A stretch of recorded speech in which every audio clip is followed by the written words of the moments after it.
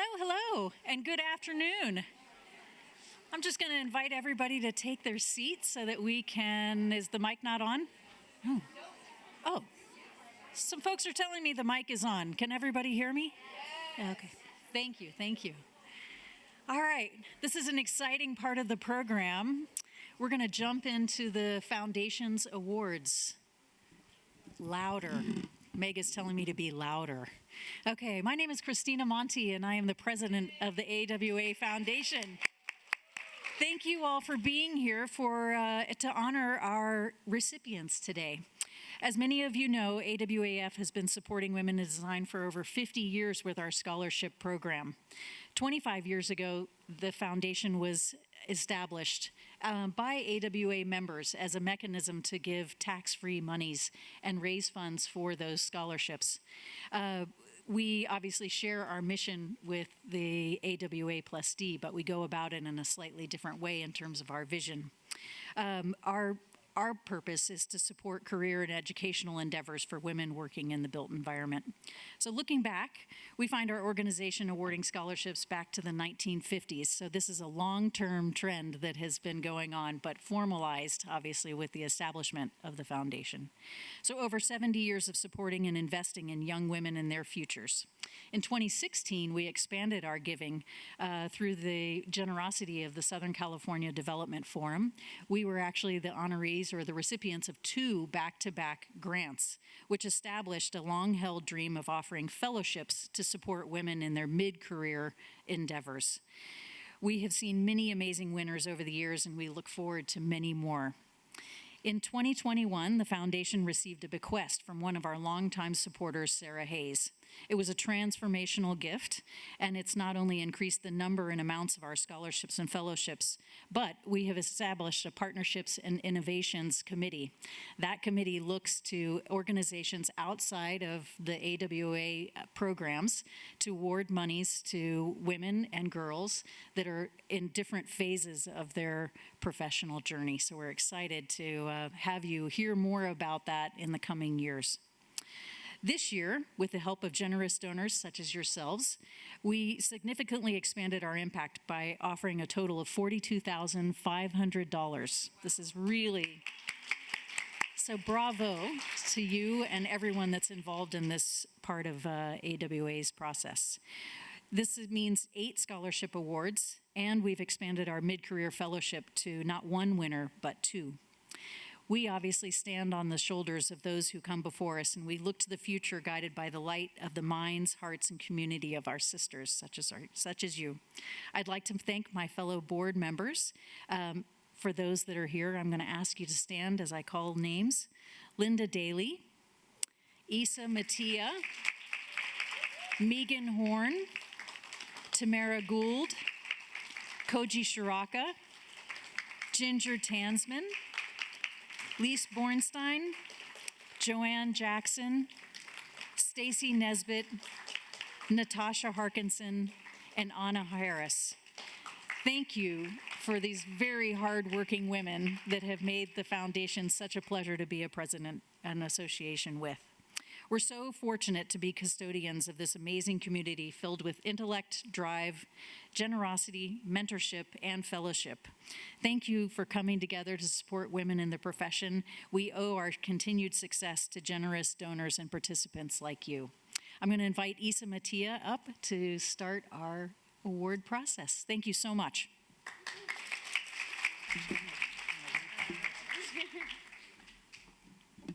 Down here. Thank you, everybody, for being here today. So these awards are offered by AWAF and support up-and-coming members of our design community from across California. We hope everybody here continues to support the foundation through our various giving programs and platforms. The women we celebrate today exemplify incredible strength, design sensibilities, are engaged in their communities, and are passionate about design, and recognize it as a tool to solve many of today's problems within our built community.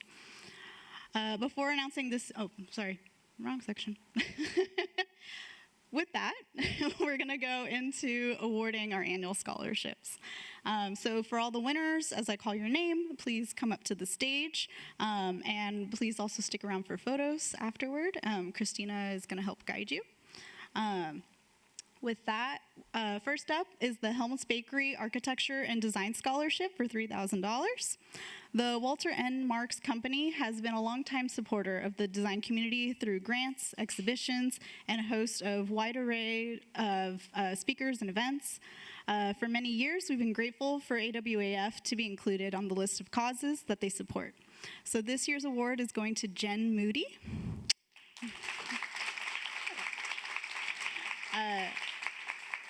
Jen is pursuing her certificate in landscape architecture at the UCLA Extension Program and combining a passion for native ecology with a background in sculpture, graphic design, and event planning. By the way, this is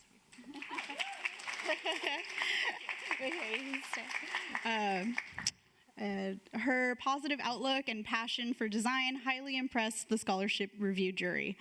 Inspired by her childhood adventures exploring Southern California's diverse ecosystems, she envisions a future where urban environments seamlessly integrate native species and create a more sustainable and vibrant spaces that enrich human lives and the surrounding environment. So please join me in congratulating Jen. Yeah.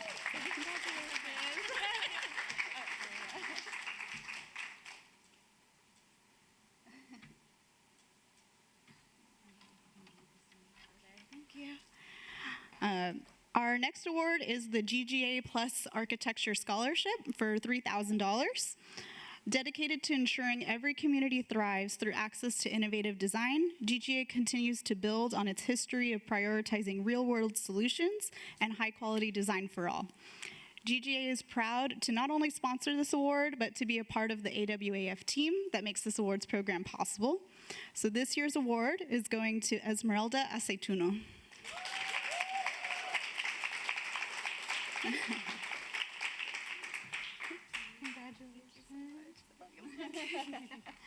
You come over here.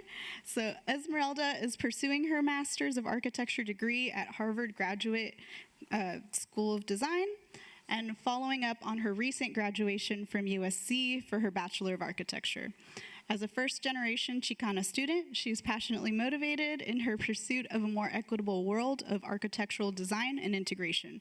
Her goal upon graduation is to start her own firm and eventually teach at a local community college to give back to her community and inspire the next generation of architects. So congratulations, Esmeralda.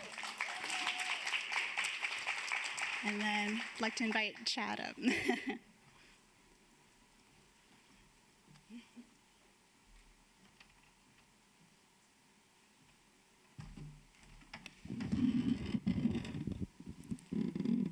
Good afternoon. I get to click my own slides. For those that don't know me, I'm Chad Yesman. I am been on the board of AWA+D for the last 5 years as communications director, but I'm also, my day job is I'm senior marketing director for KFA Architecture. This year's award goes to Ashiora Dharmajan.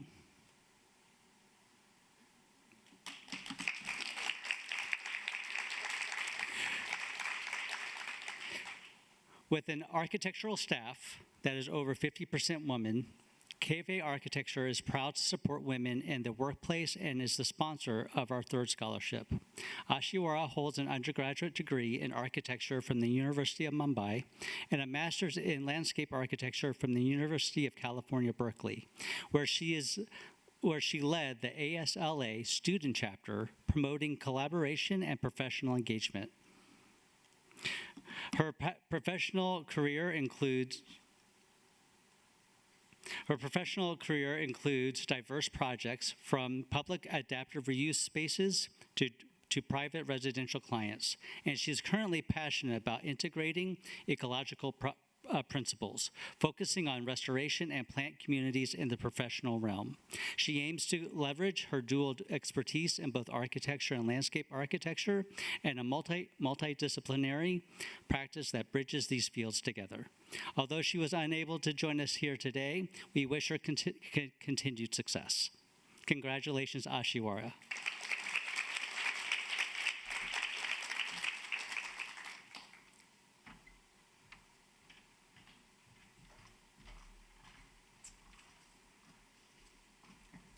I just want to make sure I'm not doing the slides. Okay, good. My name is Devin Barnes. I'm a principal associate at Gruen.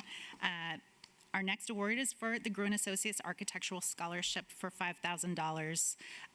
This year's award goes to Vicki Sindak. Vicki is a recent graduate from California College of the Arts with a bachelor's of architecture and a minor in ecological practice. She is interested in developing designs that have a positive impact on its influences, the people, economy, and environment. In her application, Vicki conveyed a deeply rooted desire to create genuine social impact through her designs, with her projects going beyond the surface level. This jury was inspired by her ability to consider the nuanced connections between humanitarian issues and architecture's role in improving communities. Unfortunately, Vicki was unable to join us for today's event, as she is already on the East Coast starting her post-professional degree, MS Architecture and Urban Design at Columbia University Graduate School of Architecture, Planning, and Preservation. Please join us in celebrating Vicki.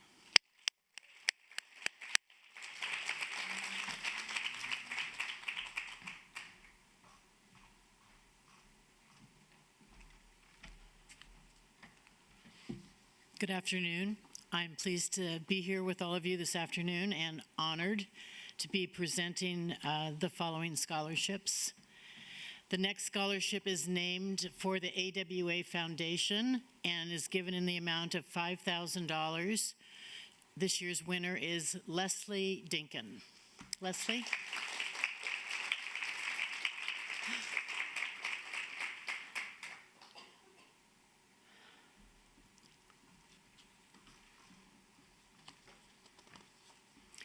Let's see.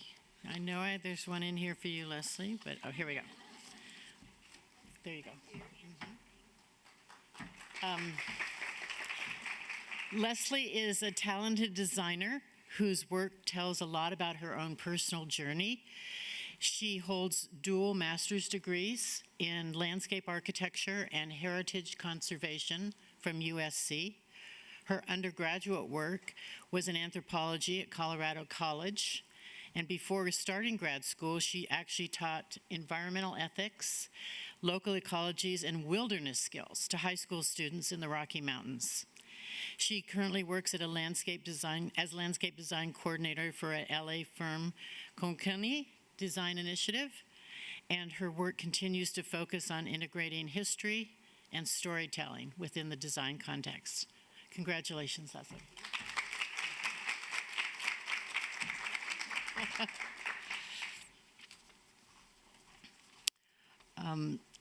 The following awards are all made possible by, as Christina referred to, a transformational bequest from one of our longtime members, Sarah Hayes, who died unexpectedly in 2020 at the age of 66. Many of you remember fondly and knew Sarah. She was our colleague and friend, a loyal and longtime member of AWA+D. You may remember that Sarah often volunteered to be the greeter at the December holiday party. She was the friendly face who checked people in, and that was sort of her niche job that she did for years. Sarah was quiet and soft-spoken, but she was powerful and effective as an advocate for the causes she believed in, including historic preservation, sustainable design, and in particular, the advancement of women in the design professions. For years, she worked with Ina Dubnoff, another of our members, and the two of them contributed to several notable housing projects throughout Los Angeles that created low and moderate income housing for senior citizens.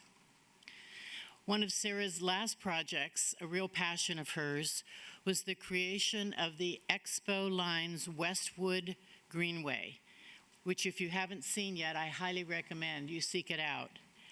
Sarah was a leader in driving the city and the metro agency to take a leftover remnant of land along the Expo right-of-way and to create a beautiful linear park, now known as the Westwood Greenway, and thriving with drought-tolerant landscaping. The LA City Council actually noted Sarah's contribution and thanked her for her vision and leadership in this project. And today, there is a memorial plaque on a boulder in that park that memorializes Sarah's contribution. In her will, much to our amazement and surprise, Sarah left an incredibly generous bequest to the AWA Foundation, and it is her gift that has really allowed us to dramatically amplify our work in supporting scholarships and fellowships. This year, the foundation has created 3 awards in Sarah's honor, and the first goes to Daisy Jimenez. Daisy?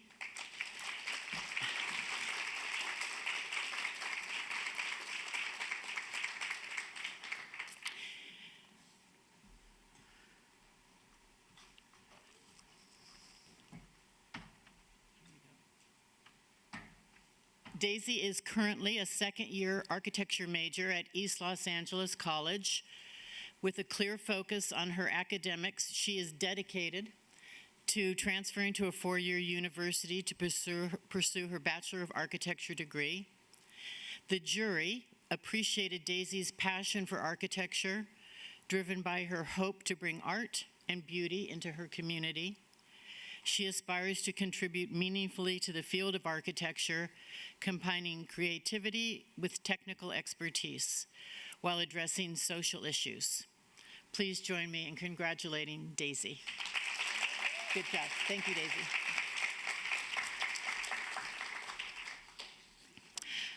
The second award in Sarah Hayes' name goes to Emilia Ornelius. Emilia? Amy Ornelius.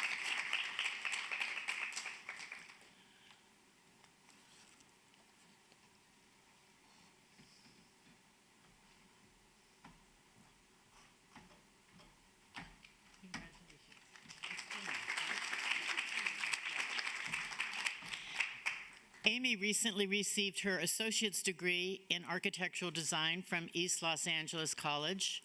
She's planning to continue her studies in as a Bachelor of Architecture at Cal Poly Pomona in the fall. As the first member of her family to attend college, Mia is hardworking and driven. Her thesis focused on biophilia, the love of life and all living things. Her goal in architecture is to design functional spaces that are environmentally friendly, sustainable, and most importantly, places that people will enjoy. Congratulations, Amy.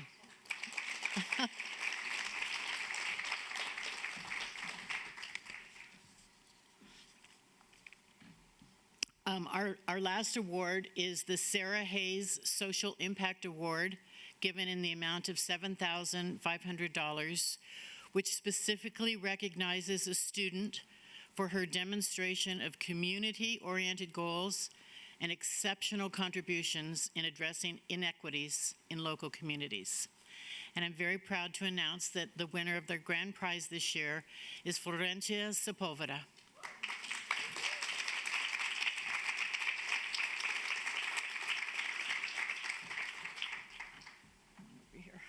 Thank you. There you go. Congratulations.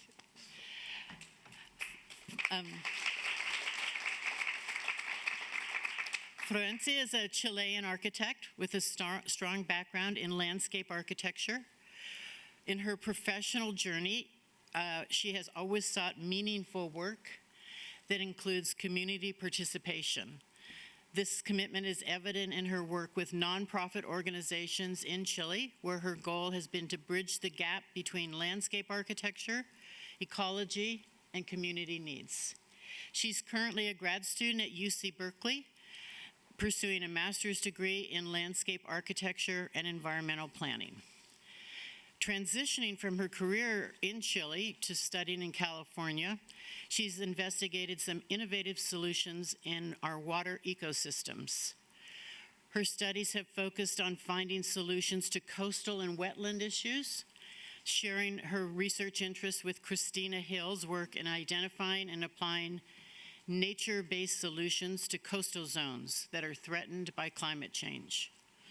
Her original research on social connectivity in the Salinas River resulted in an invitation to join her Professor Kondof's prestigious River Lab, further propelling her academic and professional goals. We really thank you, Florencia, for your considerable contributions to the design community and wish you the best of luck. Congratulations.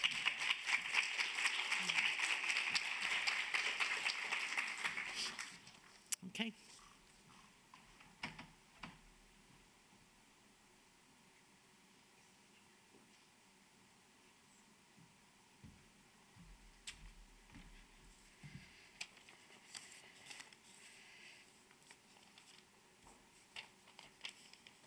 All right. Thank you so much, Joanne. That was wonderful. So now we're going to announce the fellowship winners for 2024-2025. And so thanks to all of you who helped spread the word this past year, we saw an increase in fellowship applications, which is awesome, not only for the foundation, but also for the profession broadly, and also for all of our fellow mid-career women professionals. So this year, as Christina mentioned earlier, we have 2 awards to give out. That's at $5,000 each. So before I announce the winners, I want to thank our fellowship jurors this year, which was sort of a broad range of disciplinary knowledge. So we had Jenny Jones, Daphna Kaplan, Rain Laborde Ruiz, Liz Malo, and Aline Winderman for taking the time and the energy to review and carefully consider each application. So on behalf of the AWA board, I'm pleased to announce this year's first fellowship awardee, Erin Casimo.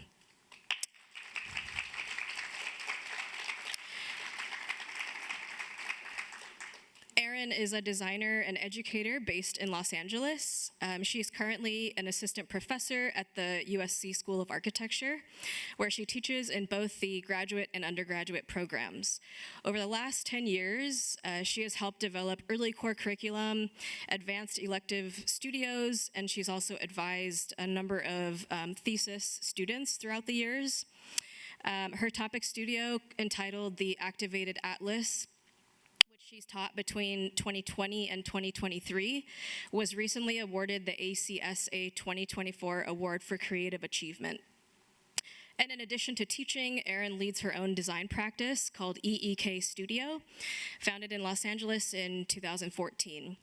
Her design work focuses on creating comfortable and engaging spaces that explore the aesthetics and styles of LA's diverse and vibrant personality, from restaurants to private residences. She has an undergraduate degree in studio art from Wesleyan University, where she studied photography and architecture, and she received her master's in architecture from Harvard's Graduate School of Design. So although she is unable to join us today, we look forward to seeing how her research evolves over the next year, where she will explore the embodied value systems of architectural imagery and documentation. She'll examine and question how our architectural images are being curated and generated. So we talked about AI earlier, so that's something that she's really interested in. And then also the concept of the female gaze in architectural photography as a way of testing a value shift from perfection to the perception of the built environment. So please join me in congratulating Erin.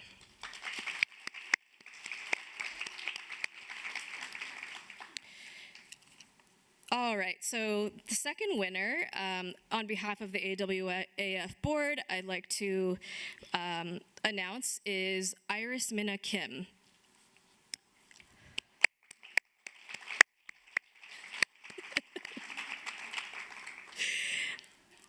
Iris is a second-generation Korean-American designer based in Los Angeles, California.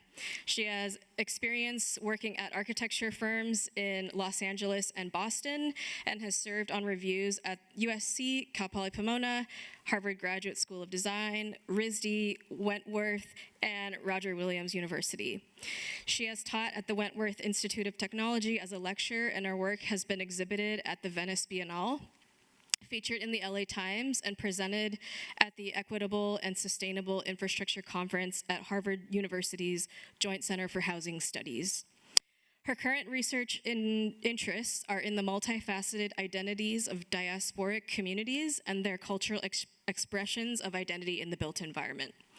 She holds a Master of Architecture and Urban Design from Harvard's Graduate School of Design and a Bachelor of Architecture and a Bachelor of Fine Arts from RISD. Iris will spend the next year exploring the multifaceted identities of diasporic communities and their cultural expressions. She will be focused on a case study of Koreatown, Los Angeles, which many of you are probably familiar with, as a site of investigation. And the goal here is to understand the significance of cultural and ethnic enclaves, their impact on migration and ethnic communities, and how architecture and design can play a role in these complexities with cultural assimilation, preservation, and redevelopment efforts. Please join me in congratulating Iris.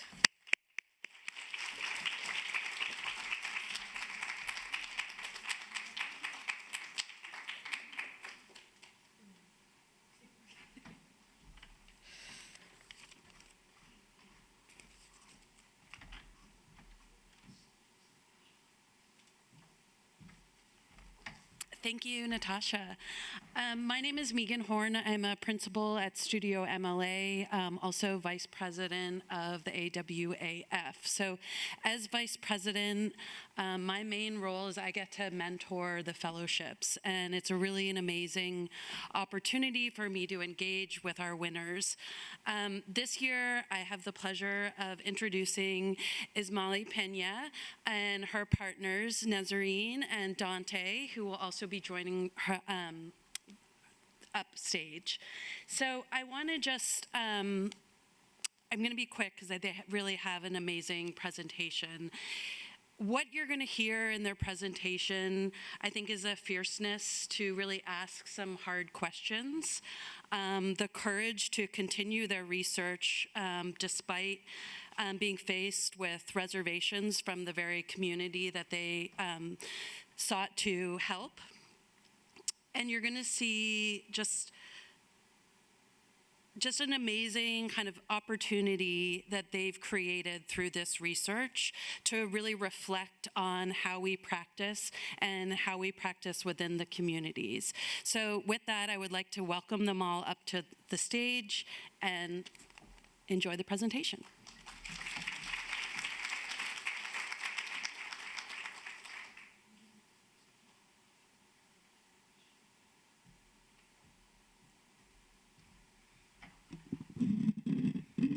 I'm gonna move this a little, just given the stature limitations.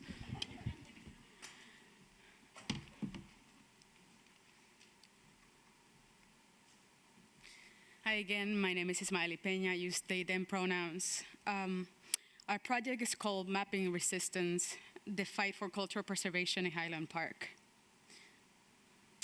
We want to first thank AWAF and particularly Megan Horns for her mentorship. We want to thank the community leaders, Restorative Justice for the Arts, Oxy Arts, and Avenue 50 Studio, for the community members that participated in our surveys and outreach, and most importantly, to those who continue to fight to preserve the culture and identity of Highland Park. According to a study by the Urban Displacement Project, between 2010 and 2015, over 1 million people in California experienced displacement, with communities of color and low-income households being the most impacted. So what is gentrification? A process of neighborhood change that includes economic change in a historically disinvested neighborhood by means of real estate investment and new high-income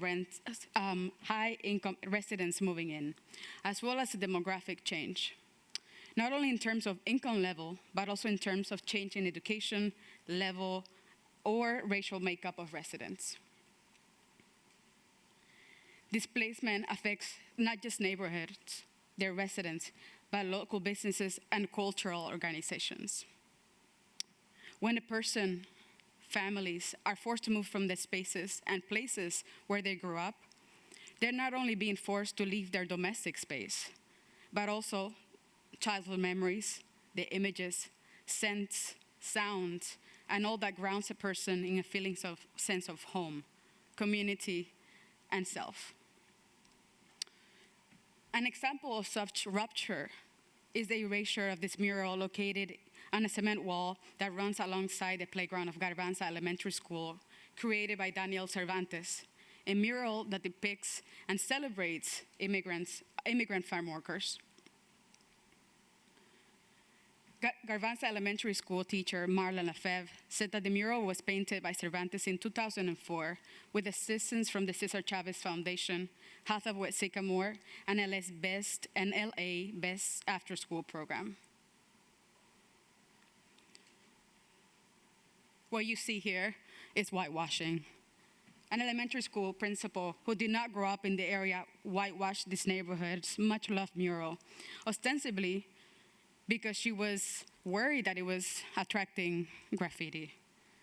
First, they push out people, and now they want to erase the history of the walls we wanted to put up, said Cervantes in an article by The Guardian. Cultural and heritage components of communities, such as murals, cultural centers, community centers, theaters, etc., create the very fabric and makeup of our cities. In places like Los Angeles, these cultural histories create the layers of the very makeup of what attracts outsiders to our cities. A city that is multicultural, diverse, and not homogeneous. Let me say that again, not homogeneous. So, excuse me, with the goal of understanding what forces were at play in the conversation between gentrification and cultural erasure, we created a series of guiding questions, objectives, and activist research methodologies as a way of unearthing these hidden narratives that are taking place in many gentrifying cities, with the specific focus, as mentioned before, in Highland Park. Some of the key questions were, what has been the impact of gentrification in the cultural heritage of Highland Park? What tools has the community used to resist cultural erasure? What histories, visual, oral, etc., could be uncovered that are not often discussed in this region? So why mapping resistance?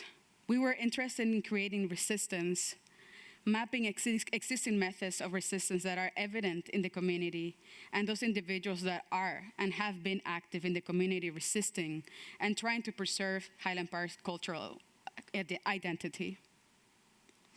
The ultimate goal of the project is to provide a platform for the community to share stories, discuss strategies for cultural preservation, and document the rich intersectional history of the urban and cultural landscape of this region. So as a way of arming the resistance, as we often called it, we created this toolbox, which included site research, thick mapping, which will be discussed later, workshops and oral histories, and an action guide not only for the community itself, but for our own community, the design and architecture community. Another element that became quite important for us was the relationship of art and advocacy, often referred to as artivism.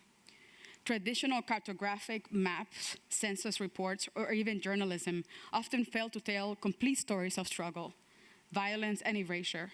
Historically, communities have taken to the streets to be heard and to be seen. Activist practice like restorative justice for the arts, Proyecto Pregunta in Chile, and Highland Park's Oxy Art Gallery, amongst many, have tried to combine the grassroots methods, tools of activism with the medium of art to ask the hard questions, give voice to communities, not only at the moment of resistance and healing, but beyond that in the moment of the archive and of documentation.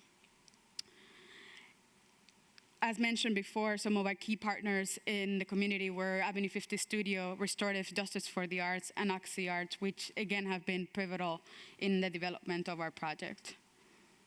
So I'm going to pass it on to Dante to tell us a little bit more about the methods that we've used in the development of such.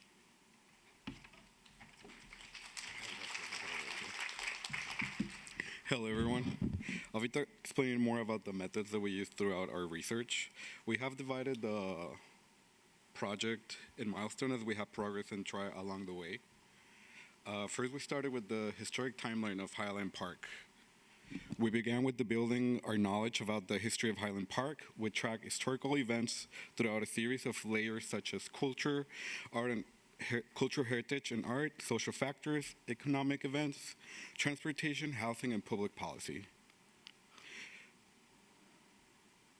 What will become an interactive timeline, users are able to study relationships between historic events through different lenses or layers. This allows the users to come up with questions, sorry about that.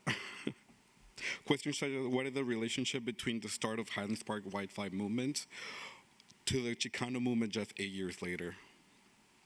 Or how does the Chicano movement related to the opening of the Chicano-based art centers like Mexicano Art Center or Centro de Arte Público that equip local artists with the tools, the space, and the knowledge to express resistance through cultural art practices? Or how did the big economic events like the 2008 recession of the pandemic impacted the Highland Park Latino population?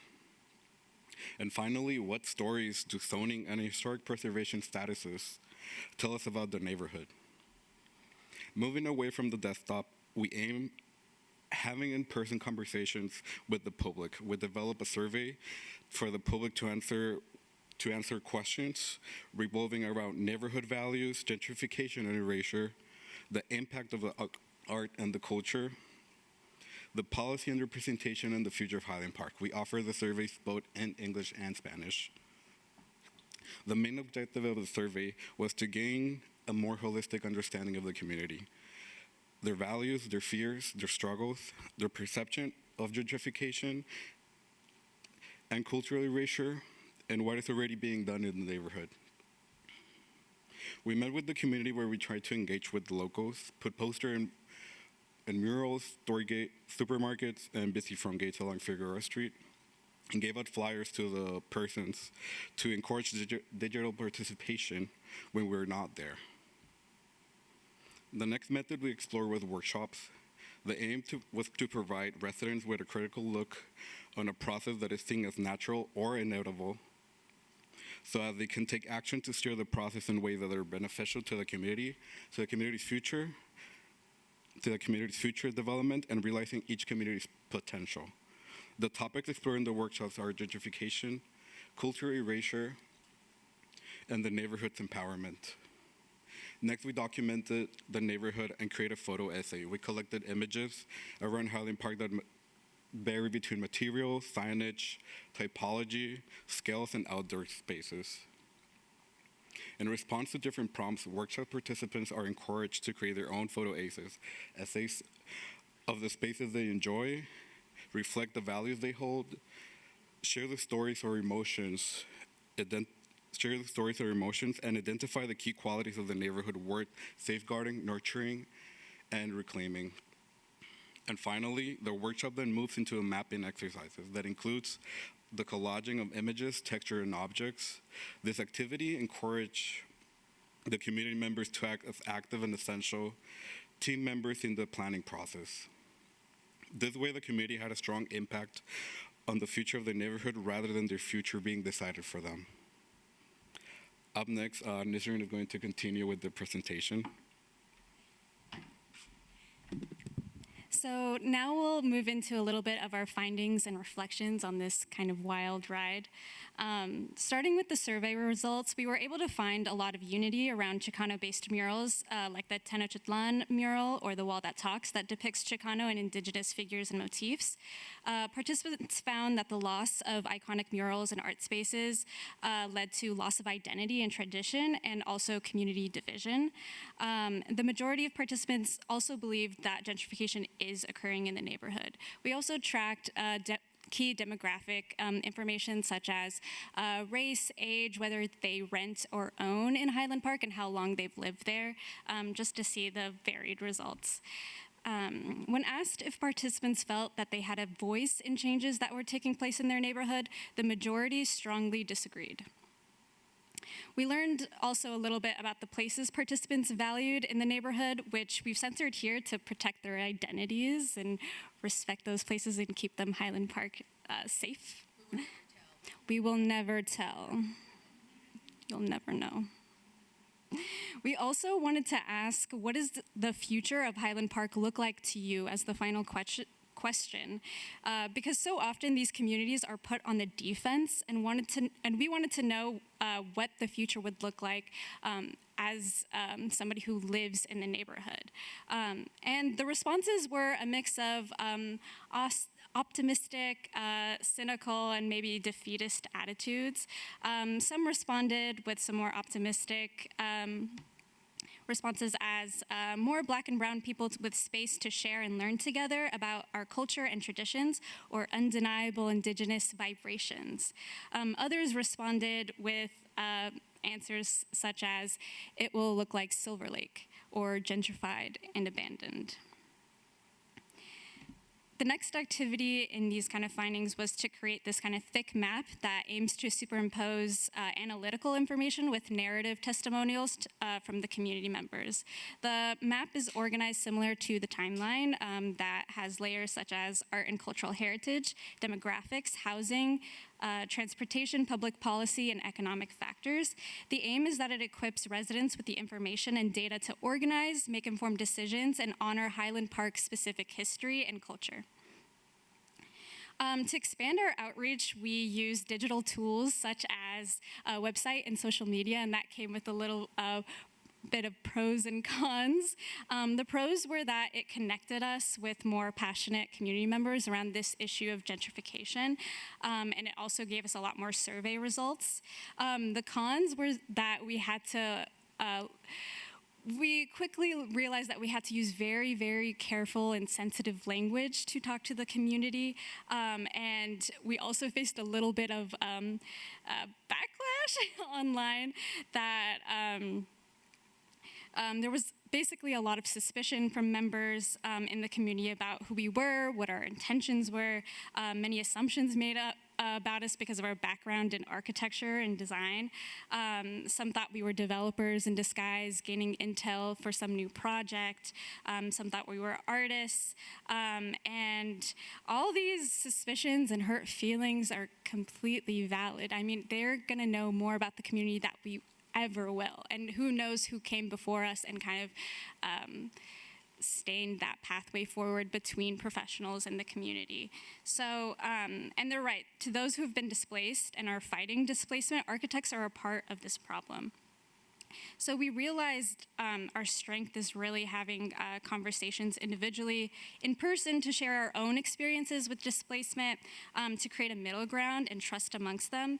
And I think this experience really helped to rethink and strengthen our project. We really had to repivot here by allowing us to gain an understanding of how complex the issue of gentrification is, allowing us to grow as individuals who want to practice advocacy in architecture and the built environment. And the project really transformed from an exhibition we initially proposed to this question of how we can have the most impact on this issue of cultural erasure. With the collaboration of our community partners, the project expanded from there. So as we're reflecting today, we wanted to share some important tips and reflections for those of you who are interested in doing a community engagement-based project. We created this sort of community engagement triangle. So at your base, always prioritize lived experiences. Start by listening to all voices affected by the issue. Prioritize the voices that are often underrepresented and those who are affected by the issue the most, and always meet the community where they are. The next thing you need to do is some self-reflection. Who am I? What power do I hold? What are my subconscious biases? What institutions do I now represent? Climbing up, identify what your tools are for advocacy. What tools and resources do I have access to, and how could they be applied here? Next, target advocacy for whom? Who has power, who does not? Be very specific. Then identify your allies. Who can we rely on to advocate with us? That could be people in your personal network, your professional network, and grassroots activists. Always do your research on grassroots activists who are actually doing the work in the neighborhood, and the work will speak for themselves. And then finally, action. How, doing everything that we've just done, how can I make an impact and let community members lead conversations and support them? Never come from this place of, I'm saving the community. You guys are partners, you are support for the community. And so with all the research and knowledge we've accumulated in this project, we decided to accompany our interactive timeline and maps with an action resource guide to help arm the resistance. This guide consists of actions that combat cultural erasure via gentrification through three main realms: actions at the community level, actions at the built environment and design level, and public policy and at the municipal level. These will include actions such as inclusionary zoning that would elevate residents and community organizations to partners in planning to promote housing affordability and public space. Things like rehabilitation and preservation in design and development practices to help retain community character. And also to leverage communities' power over developers through the use of a community benefit agreement that would potentially gain residents more funding for community programs, below market units, and employment of local residents. We also wanted to interrogate the current typical planning process for building design and call you guys out a little bit more. So at what point is the community typically involved in the design process of a building, especially a community-based building? Are you waiting till DD, CD? Are you presenting renders to the community? Because that can be a little intimidating. How many times do designers and planners meet with community members? And how do designers collect input from the community and respond to that input? And so we wanted to advocate for some planning process reform where you meet with community leaders during programming or early design phases, host workshops aimed at discovering significant community values, spaces, and ideas. They have ideas too. The community will always, always know more than we do about their neighborhood. And check in periodically as the design progresses. Trust takes transparency, trust takes communication, and trust takes following through. So what we've presented today is a snippet of the project, and the project will continue to grow this summer with the Mural Reparations campaign with Restorative Justice for the Arts. That's going to be, it includes exhibits of local artwork to fundraise for local art protections, legal fees for artists, and will be located at Oxy Arts. We'll also be doing workshops in combination with the Mural Reparations campaign to help activate the events and continue to build our archive. That is Mapping to Resistance. Thank you.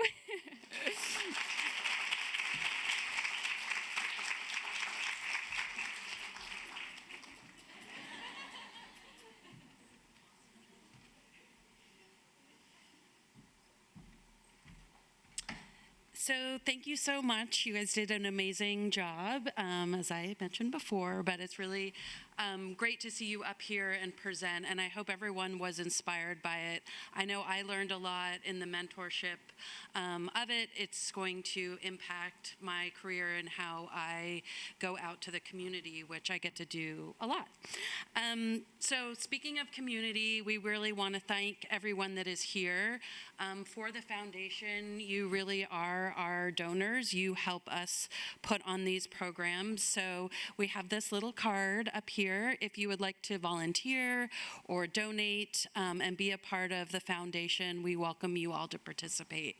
We also would like to invite you to our annual fundraiser, which we host the first, I think is the 7th? First? December. So it will be the 7th this year. It will go around to the mailing list. So I really hope to see you all there.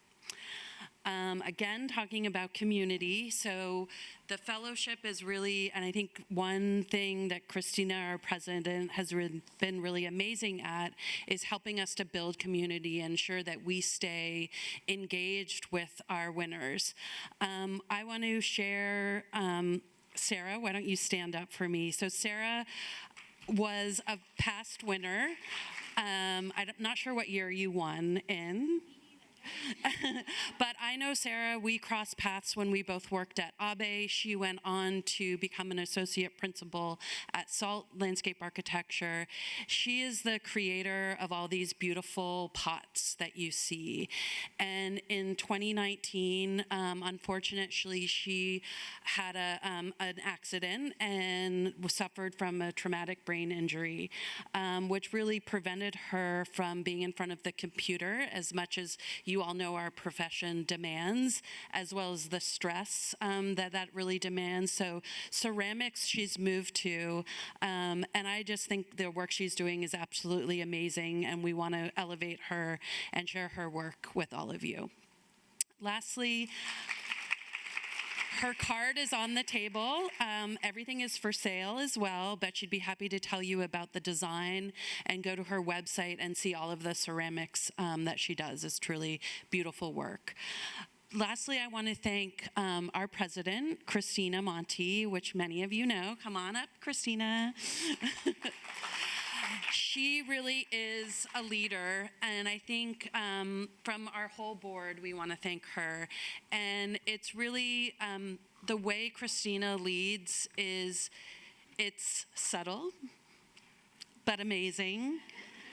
And I think what she does best is she brings communities together, and she really allows other people to lead. Giving them a voice and an opportunity, but always having their back. And one thing that she's done for me personally is always remind me that this is volunteer, just do what you can do, and it will be appreciated. So thank you so much, Christina. We all adore you so much. Thank you for that. Thank you. And we have a giant bouquet. Wow. Thank you so much. I'm excited to pass the reins to Megan in October, so you will see a whole host of new leadership, but I'm not going too far. I'll be in the wings, so thank you all. Yeah. Thank you so much. That concludes the fellowships, awards, presentation. If we can ask all of our winners to join us over for a photograph, that would be fabulous. Thanks.